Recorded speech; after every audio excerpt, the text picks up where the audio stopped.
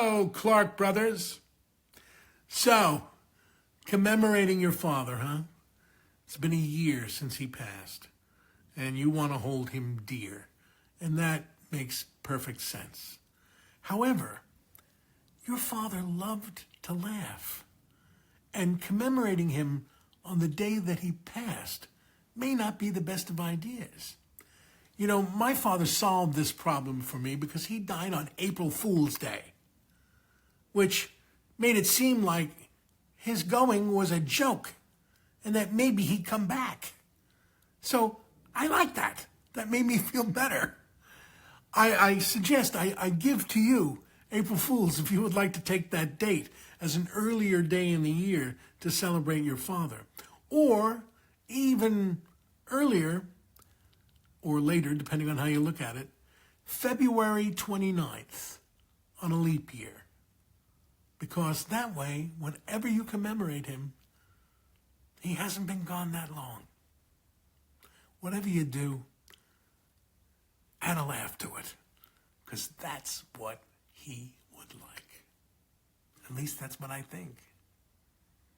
Have a laugh, have a smile, hug one another, and realize that the love for your father goes on and on and on, and it's happy. Have a good time. Hey, Clark Brothers, how you doing? It's me, Kenny Banya. Yeah, just wanted to give you a shout out for the anniversary of your beloved and devoted father.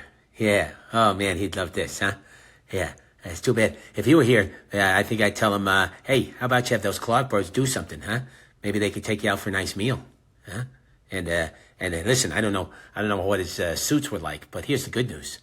I've got a brand new Armani suit. Yeah, it doesn't even fit me anymore. Yeah, I've been working out. I'm huge. I went from a 40 to a 42. Yeah, and we'd throw that on him, and then we'd head over to Mindy's and I'd tell him, hey, look, get the swordfish. Best swordfish in the city. The best. Don't get the soup, because apparently the soup, that counts as a meal. Yeah, I learned that the hard way. But anyway, we have a good time, wouldn't we? Yeah, that'd be awesome. And I wish I would have gotten to meet him. But I don't know a lot. None of us do. And we have all experienced loss and grief. But I do know that the memories of your father are going to be gold for the rest of your lives. Hello, Clark Brothers. It's your Uncle Jackie here. And I'm here to help you celebrate, commemorate, memorialize the first anniversary of your beautiful, beloved father's passing. Well, I understand. Jackie's father has passed as well. I miss him every day. Every day I talk to him. I remind myself how amazing he was, how beautiful he was, how much life and love he gave me. And I'm sure you do the same thing. Well, listen to me now. We're not all about that other stuff. We're about the fun stuff. Because I hear your father had an amazing sense of humor. You know why? I know, because he loved Jackie. And he loved Seinfeld. And if he loved Seinfeld and he loved Jackie, the man was funny. He knew comedy and he knew humor. And I'm sure that you guys laughed together so much. You laughed so much more than you cried. And I'm sure that on balance, that's why you're going to remember him. Because he obviously was a beautiful human being, because you're doing this for yourselves. And Jackie can't be more pleased or honored or respectful of the fact that you asked Jackie for this gift to yourselves. And you know what? You need it. You need it. We all need it. Every so often, I get up and just give myself a cameo. I just answer myself, I pay myself, and I respond to myself. It's crazy, because I need to feel good too. Jackie needs a smile in his heart. He needs a smile. He needs a pep in his step every so often, and that's what I give myself. And that's what I'm giving you. That's what I'm giving you, Clark Brothers. The Clark Brothers is amazing. Didn't you have a candy bar?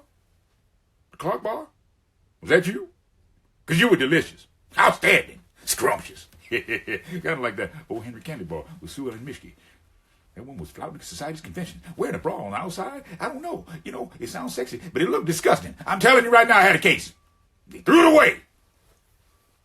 But not you, Clark Brothers. You know what time it is. You know that when you have a beautiful father like you did, it's special. And you respect it. And you honor it. And so does your Uncle Jackie. And that's why I'm here to tell you, keep your smile in your heart. That's what your father would want you to do. Keep your feet dancing, keep your guts jiggling like a little girl, a schoolgirl in 5th grade who loves everything and is smart in class, in math especially, which I was not very smart in math. But that's okay, I digress. I want you to have a beautiful day and to honor your father in this way and know that he loves you. He's looking down on you, and he's the wind beneath your wings, just like your Uncle Jackie. So I appreciate you, I love you, and I want you to have a beautiful day honoring that beautiful man. Have a good one now. Hello there to the Clark brothers. J. Peterman here. Jamie asked me to help celebrate the memory of your passing of your father. I know this is a difficult time, and how nice that you would like to remember it with some of the smiles that Seinfeld brought his way.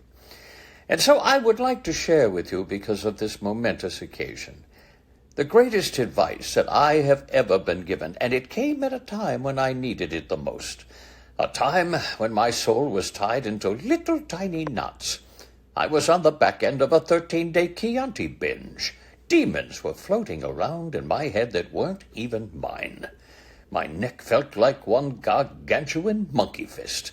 Yes, I was in need of spiritual renewal, but when, or where, or how? I decided then that I would travel off to the high country of Kathmandu with a team of Sherpas. It had hygiene problems I don't even want to go into, but no matter, because I was there in search of a man known only as Hisness. Yes, a man so spiritual, it is said that he actually won a staring competition with his own reflection. And because that's who I was looking for, that is who I found. He was seated in the corner of a small chapel, his legs folded conveniently into a Windsor knot. So I sat down next to him, staring into his ice-blue eyes for what seemed like hours, till I could take it no longer, and finally I broke the silence by saying, "Please give me that which I have come for." And with that he reached over and he slapped me as hard as he could across the face and said, "Go fish." Well, I was astounded by the words I had just heard. Go fish.